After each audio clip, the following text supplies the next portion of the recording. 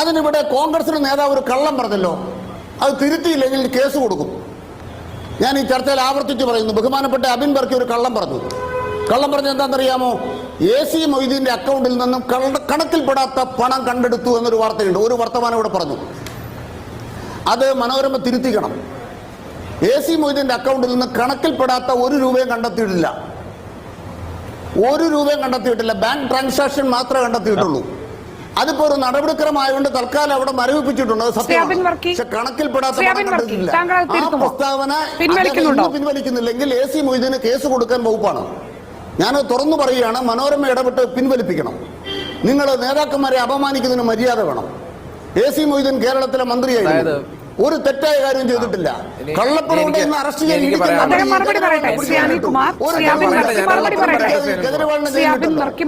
ഞാനൊരു ഉത്തരം പറയട്ടെ അനിൽകുമാർ, ഞാൻ അതിന്റെ മറുപടി പറയട്ടെ. ശ്രീ അനിൽകുമാർ, താങ്കളുടെ വെല്ലുവിളി ഞാൻ പൂർണ്ണ ഹൃദയത്തോടു കൂടി ഏറ്റെടുക്കുന്നു. നിങ്ങൾ ധൈര്യമുണ്ടെങ്കിൽ ഞാൻ ഈ പറഞ്ഞതിനെതിരെ പോയി ഒരു കേസ് കൊടുക്കുക. താങ്കൾ ഒരു വക്കീലല്ലേ, താങ്കൾ തന്നെ എനിക്കെതിരെ വക്കീൽ നോട്ടീസ് അയച്ചു, ഞാൻ അതിന് മറുപടി കൊടുത്തോളാം. AC മൊയ്തീന്റെ അക്കൗണ്ടിൽ നിന്നും 40 ലക്ഷം രൂപ കണക്കിൽപ്പെടാത്തത് കൊണ്ട് അത് ഫ്രീസ് ചെയ്തു എന്നുള്ളത്, അത് ED വന്ന് ഫ്രീസ് ചെയ്തു എന്നുള്ളത് ഈ നാട്ടിലെ എല്ലാ പത്രമാധ്യമങ്ങളും റിപ്പോർട്ട് ചെയ്തതാണ്. ഈ നാട്ടിലെ എല്ലാവർക്കും അറിയാവുന്ന കാര്യമാണ്. ആ കാര്യം ഞാൻ ചർച്ചയിൽ ഇപ്പോഴും പറഞ്ഞു. AC മൊയ്തീൻ അതിന്റെ ഒരു അപ്പീൽ കൊടുത്തിട്ട് ആ അപ്പീൽ തള്ളിക്കളയുകയും ചെയ്തു. ഞാനത് വീണ്ടും ഉറക്കെ നിലവിളിച്ച് തന്നെ പറയുന്നു. AC മൊയ്തീൻ 40 ലക്ഷം രൂപ കണക്കിൽപ്പെടാത്ത പണം ഉണ്ടായത് കാരണം അദ്ദേഹത്തിന്റെ ബാങ്ക് അക്കൗണ്ട് ഫ്രീസ് ചെയ്തിരിക്കുന്നു. ഇത് ഞാൻ വീണ്ടും പറയുന്നു. ഇതിനെതിരെ താങ്കൾ ധൈര്യമുണ്ടെങ്കിൽ താങ്കൾ പോയി കേസ് കൊടുത്തോളൂ. ഒന്നാമത്തെ കാര്യം. ഇനി 2, ഇപ്പോ ഏതായാലും പ്രിയപ്പെട്ട ശ്രീ അനിൽകുമാറേട്ടൻ അദ്ദേഹം പറഞ്ഞ അവസരത്തിൽ 75% സമയവും കോൺഗ്രസിനെതിരെ പറയാൻ ശ്രമിച്ചതിൽ എനിക്ക് നന്ദിയുണ്ട്. കാരണം ഈ ഗുണ്ടാപ്പണിയുടെ റിസൾട്ടാണ് ഇപ്പോൾ കണ്ടത്. ഈ പേടിച്ചിരിക്കുന്നതിന്റെ റിസൾട്ടാണ് നമ്മളിപ്പോൾ ഈ കണ്ടുകൊണ്ടിരിക്കുന്നത്. കാരണം എന്താണെന്ന് അറിയാം, കരുവന്നൂരിൽ EDയുടെ കൈ ആരെങ്കിലും കെട്ടിയിട്ടുണ്ടോ എന്നുള്ളതാണ് ഒരു ചോദ്യം. പക്ഷെ അവിടെ വേറൊരു പ്രശ്നമുണ്ട് സാർ ആദ്യം പറഞ്ഞ കൊടകര കുഴൽപ്പണ കേസിൽ ഈ CPMന്റെയും ഈ കേരള സർക്കാരിന്റെയും കൈ ആരെങ്കിലും കെട്ടിയിട്ടുണ്ടോ?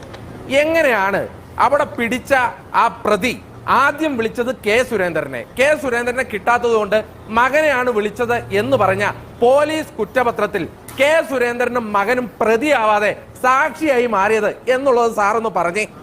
അവിടെയാണ് പ്രശ്നം. കുടകര കുഴൽപ്പണ കേസിൽ ഒരു കൈ കെട്ടിയിട്ടിരിക്കുന്നു. ആ കൈ അതുകൊണ്ട് തന്നെ EDയുടെ മറ്റ് കേസുകളിൽ മുഖ്യമന്ത്രിയുടെ സ്വർണ്ണക്കടത്തിൽ കെട്ടിയിട്ടിരിക്കുന്നു, മുഖ്യമന്ത്രിയുടെ ലൈഫ് മിഷൻ കേസിൽ കെട്ടിയിട്ടിരിക്കുന്നു, മുഖ്യമന്ത്രിയുടെ മകൾക്കെതിരെയുള്ള കേസിൽ കെട്ടിയിട്ടിരിക്കുന്നു. അപ്പൊ ആ കൈകെട്ടലാണ് ഇവിടെ വിഷയം. ഈ പോത്തിനെ മേടിക്കാൻ ചെല്ലുമ്പോ വ്യാപാരികൾ ഒരു തുണിയുടെ അടിയിലൂടെ കൈ രണ്ടും ചേർത്ത് വെക്കും. അതാണ് ആ കച്ചവടമാണ് CPMും BJPയും കേരളത്തിൽ നടത്തിക്കൊണ്ടിരിക്കുന്നത്. അത് തന്നെയാണ് കോൺഗ്രസ് പറഞ്ഞത്. ഇല്ലെങ്കിൽ താങ്കളൊന്ന് പറഞ്ഞേ, കരുവന്നൂർ ബാങ്കുമായി ബന്ധപ്പെട്ട് ഇത്രയധികം കോടിയുടെ ഒരു പ്രശ്നം അവിടെ ഉണ്ടായിട്ട് ഈ CPM എന്ത് നടപടിയെടുത്തു എന്നാ പറഞ്ഞേ? അവിടുത്തെ ഡയറക്ടർ ബോർഡ് മെമ്പർമാരാണോ ഇതിന്റെ ഉത്തരവാദികൾ എന്ന് പറയുന്നത്? അതെയോ ആ ബാങ്ക് ഭരിക്കുന്ന CPMന്റെ കമ്മിറ്റികളാണോ ഇതിന്റെ ഉത്തരവാദികൾ എന്ന് പറയുന്നത്? പിന്നെ താങ്കൾ ഇപ്പൊ പറഞ്ഞല്ലോ ഇവിടെ കോൺഗ്രസിനോട് കുറെ പണം അടയ്ക്കാൻ പറഞ്ഞു, അതെന്തോ തെറ്റ് ചെയ്തിട്ടാന്ന്. അങ്ങനെയാണെങ്കിൽ 25 കോടി രൂപ 15 കോടി രൂപ CPMനോട് അടയ്ക്കാൻ പറഞ്ഞിട്ടുണ്ട്, CPIയോട് 11 കോടി രൂപ അടയ്ക്കാൻ പറഞ്ഞിട്ടുണ്ട്. ഞങ്ങൾക്കെതിരെയുള്ള കേസ് ഞങ്ങൾ യഥാർത്ഥ സമയത്തിൽ IT റിട്ടേൺ സമർപ്പിച്ചില്ല എന്നുള്ളതാ. പുതിയ കേസ് 1993-94 കാലഘട്ടത്തിൽ സീതാറാം കേസരി ട്രഷററായിരുന്നപ്പോ അന്ന് കൊടുത്ത റിട്ടേൺ ശരിയല്ല എന്ന് പറഞ്ഞുകൊണ്ടാ 30 കൊല്ലം മുമ്പത്തെ കേസെടുത്താണ് ഞങ്ങളെ വേട്ടയാടാൻ നടക്കുന്നത്. അപ്പൊ നിങ്ങൾക്കൊരു അവസരമുണ്ടല്ലോ സാർ, നിങ്ങൾക്ക് BJPയുടെ സംസ്ഥാന പ്രസിഡന്റിനെ, നിങ്ങൾ പറഞ്ഞ CK ജാനുവിന്റെ കേസ്, കുടകര കുഴൽപ്പണ കേസ്, ഈ 2 കേസുകളും വെച്ച് നമുക്ക് ഇവരെ അങ്ങ് പൂട്ടാമല്ലോ. എന്തിയെ പൂട്ടാൻ അറച്ചു നിൽക്കുന്നത്? ആ അറച്ചു നിൽക്കലിൽ എല്ലാം ഉണ്ട് ശ്രീ അനിൽകുമാർ. അല്ലെങ്കിൽ ഒന്ന് പറയട്ടെ, കഴിഞ്ഞ ദിവസം ആദായ നികുതി വകുപ്പിന്റെ ഡയറക്ടർ ഒരു കമന്റ് പറഞ്ഞു. എന്താണ് പറഞ്ഞേ? കൊടകര കുഴൽപ്പണ കേസുമായി ബന്ധപ്പെട്ടുകൊണ്ടുള്ള ഒരു രേഖയും സംസ്ഥാന പോലീസ് സമർപ്പിച്ചിട്ടില്ല. 2, ഒരു പൈസയും സംസ്ഥാന പോലീസ് അടച്ചിട്ടില്ല. അവിടെ അങ്ങനെ ഒരു വിഷയം ഉണ്ടായോ എന്ന് ഞങ്ങൾക്കറിയില്ല എന്ന് ആദായ നികുതി വകുപ്പിന്റെ ഡയറക്ടർ പറഞ്ഞു. ശരി, പോലീസ് പറഞ്ഞു ഞങ്ങൾ കൊടുത്തിട്ടുണ്ടെന്നൊക്കെ പറഞ്ഞു. ഈ ആഭ്യന്തര വകുപ്പ് മന്ത്രി ഇത്രയും സുപ്രധാനമായ BJP നേതാക്കന്മാർ ഉൾപ്പെട്ട ഒരു കേസിൽ ആദായ നികുതി വകുപ്പ് ഇങ്ങനെ ഒരു കമന്റ് പറഞ്ഞിട്ട് ഈ ആഭ്യന്തര വകുപ്പിന്റെ കസേലയിരിക്കുന്ന ആ മനുഷ്യൻ ഒരു വാക്കുകൊണ്ട് ഈ കേന്ദ്ര അന്വേഷണ ഏജൻസി ഒന്ന് വിമർശിച്ച് നമ്മളാരും കണ്ടില്ലല്ലോ സാർ. എന്റെ മുട്ടു കൂട്ടിയിടിക്കുന്നുണ്ടായിരുന്നോ? അത് അറച്ചു നിൽക്കുന്നത് എന്തിനു വേണ്ടിയിട്ടാണ്? അവിടെയാണ് ആ അറച്ചു നിൽപ്പെന്ന് പറഞ്ഞാൽ നിങ്ങൾ തമ്മിലുള്ള അന്തർധാരയാണ്. അത് തൃശ്ശൂരിൽ തന്നെ തുടങ്ങിയത്. തൃശ്ശൂരിൽ ആ ധാര ഉണ്ടാക്കാനാണ്. ഈ ധാരയൊക്കെ കേരളത്തിലെ ജനങ്ങൾക്ക് വ്യക്തമായിട്ട് അറിയാം സാർ. അതുകൊണ്ടാണ് ഈ ഇന്ത്യ മഹാരാജ്യത്തെ താങ്കൾ പറഞ്ഞല്ലോ കോൺഗ്രസ്സുകാരെയൊക്കെ വേട്ടയാടുന്നു. ശരിയാ, രാഹുൽ ഗാന്ധിയെ ചോദ്യം ചെയ്യുന്നു, DK ശിവകുമാറിനെ ചോദ്യം ചെയ്യുന്നു, ഹേമന്ത് സോറിനെ ജയിലിലാക്കുന്നു, അരവിന്ദ് കെജ്രിവാളിനെ ജയിലിലാക്കുന്നു. പ്രിയപ്പെട്ട ശ്രീ അനിൽകുമാർ, ഈ ഇന്ത്യയിൽ ഒരു BJP ഇതര മുഖ്യമന്ത്രി RSSന്റെ എല്ലാവിധ സൗകര്യവും ആസ്വദിക്കുന്നുണ്ടെങ്കിൽ അത് കേരള മുഖ്യമന്ത്രി പിണറായി വിജയൻ മാത്രമാണ്.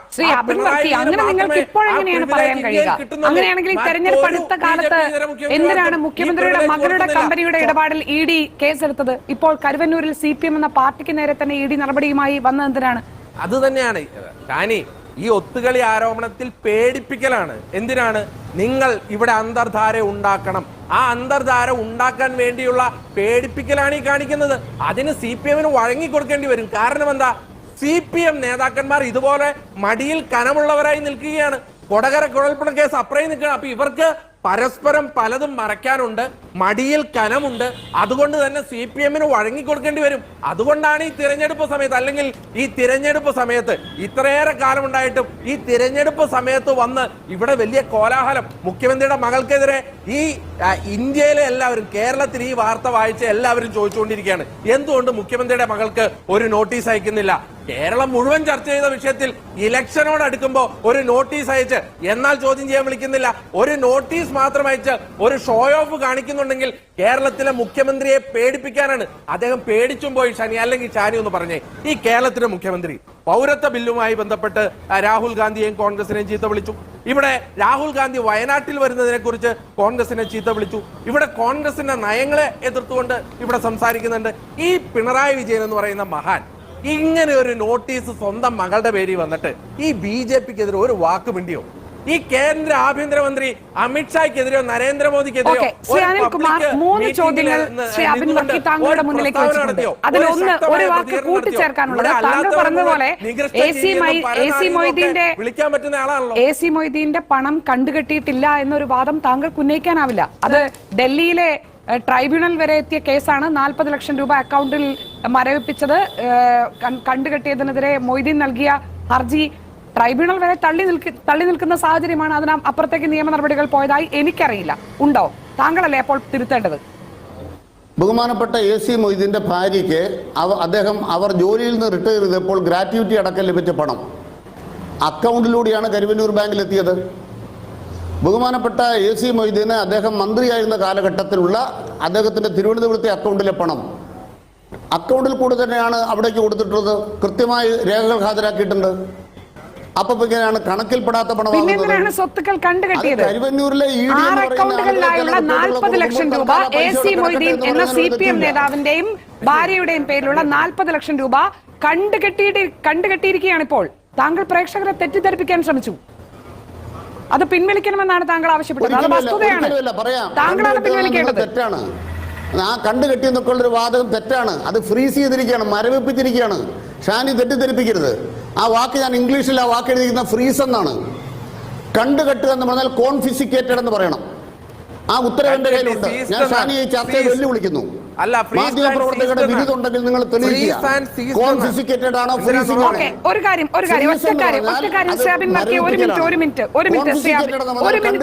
ശ്രീ അനിൽകുമാർ, ഇതിലൊരു വ്യക്തത താങ്കൾക്ക് വരുത്താമല്ലോ. താങ്കൾക്കാണ് അതെ, ഇതിനെ കുറിച്ച് തന്നെയാണ് AC മൊയ്തീനെതിരെ ഉണ്ടായിരിക്കുന്ന നടപടി എന്താണ്?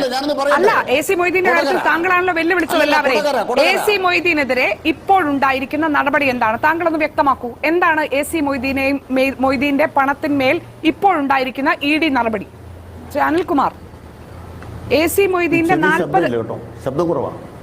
ശ്രീ അനിൽകുമാർ ഇപ്പോൾ കേൾക്കാമോ? അല്ല, എന്താണ് 40 ലക്ഷം രൂപ? എന്തുകൊണ്ട് ഇപ്പോൾ AC മൊയ്തീന്റെ 40 ലക്ഷം രൂപ ഫ്രീസ് ചെയ്തിരിക്കുന്നു? കണക്കിൽപ്പെടാത്ത പണം എന്ന് പച്ചക്കള്ളം. എന്റെ വാദം കണക്കിൽപ്പെടാത്ത പണം കണ്ടെടുത്തു എന്നത് പച്ചക്കള്ളം. അതാണ് എന്റെ തർക്കം. അത് പിൻവലിച്ചില്ലെങ്കിൽ അദ്ദേഹത്തിന് കേസ് കൊടുക്കാം. ബഹുമാനപ്പെട്ട ശ്രീ K. അനിൽകുമാർ, അദ്ദേഹം ഇവിടെ ആവർത്തിച്ച് എനിക്കെതിരെ കേസ് കൊടുക്കുമെന്ന് പറഞ്ഞു. താങ്കൾ കേസ് കൊടുക്കണം സാർ. ഞാൻ വീണ്ടും വെല്ലുവിളിച്ച് ഈ ചർച്ചയിൽ തന്നെ പറഞ്ഞു, താങ്കൾ കേസ് കൊടുക്കണം.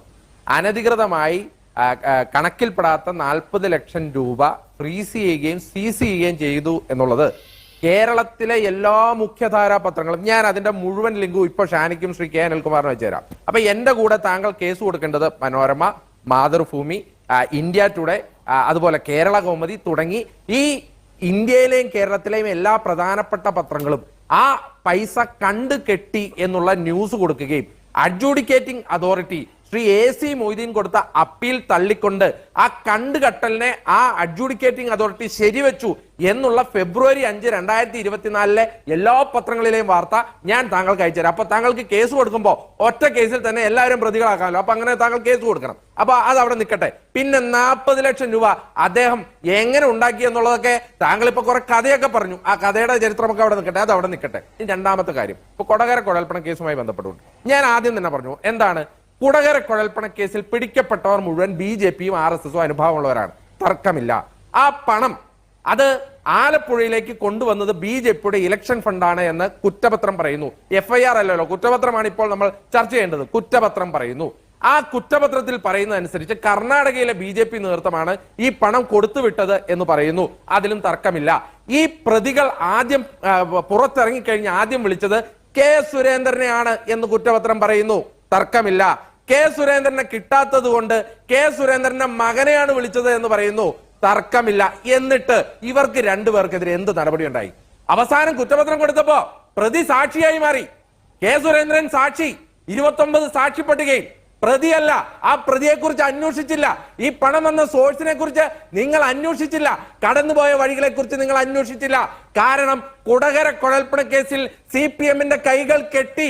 കാരണം മറ്റേ കൈകൾ കെട്ടിയത് മുഖ്യമന്ത്രിയുടെ ഓഫീസുമായി ബന്ധപ്പെട്ടുകൊണ്ടാണ്. പിന്നെ ശരി, ഇപ്പൊ ഷാനി ഇവിടെ പറഞ്ഞല്ലോ, പേരിന് പോലീസ് പറഞ്ഞു അല്ലെങ്കിൽ EDക്ക് റിപ്പോർട്ട് കൊടുത്തു. നാളെ ഇത്രയായില്ലേ ഷാനി? ഈ പോലീസ് എന്ത് തുടർ നടപടി എടുത്തു? ഇപ്പോ നമുക്ക് BJPക്കെതിരെ ഒരു വലിയ ആയുധം കിട്ടിയിരിക്കുകയാണ്. എന്താണ്? ഒരു കുഴൽപ്പണ കേസ്. അത് BJPയുടെ സംസ്ഥാന പ്രസിഡന്റ് പ്രതിയായിരിക്കുന്ന കേസ്. ഈ കേരള പോലീസ് എന്ത് നടപടിയെടുത്തു? പോട്ടെ, ഈ കേരളത്തിലെ മുഖ്യമന്ത്രിയെ പരസ്യമായി ഇവിടെ വന്ന് ആക്ഷേപിച്ചിട്ട് പോകുന്ന എല്ലാ BJPക്കാരും ഉണ്ടല്ലോ. ഈ കേരളത്തിലെ മുഖ്യമന്ത്രി ഈ കൊടകര കുഴൽപ്പണ കേസുമായി ബന്ധപ്പെട്ട് ഈ BJPയുടെ ഏതെങ്കിലും നേതാക്കന്മാർക്കെതിരെ ഒരു പ്രസ്താവനയെങ്കിലും നടത്തിയിട്ടുണ്ടോ? ഇനി വേണ്ട, ഈ ആദായ നികുതി വകുപ്പിന്റെ ഡയറക്ടർ കഴിഞ്ഞ ദിവസം ഒരു പത്രസമ്മേളനം നടത്തിയിട്ട് ഈ ആഭ്യന്തരമന്ത്രി ഇത്രയും ദിവസമായിട്ട് അതിനകത്തൊന്നും പ്രതികരിച്ചിട്ടുണ്ടോ? ഇത് വളരെ വ്യക്തമാണ് ഷാനി. ഇവരുടെ അന്തർധാര സജീവമാണ്. BJP CPM കൂട്ടുകെട്ടാണ്. ആ കൂട്ടുകെട്ടാണ് ഇപ്പോൾ കേരളം ഭരിക്കുന്നത്. ഈ ഇന്ത്യയിലെ ഏക BJP ഇതര മുഖ്യമന്ത്രി എല്ലാ കേന്ദ്ര സർക്കാരിന്റെയും പ്രിവിലേജ് അനുഭവിക്കുന്നുണ്ടെങ്കിൽ അത് പിണറായി വിജയനാണ്. ഒരു സംശയം വേണ്ട. അതുകൊണ്ടാണ്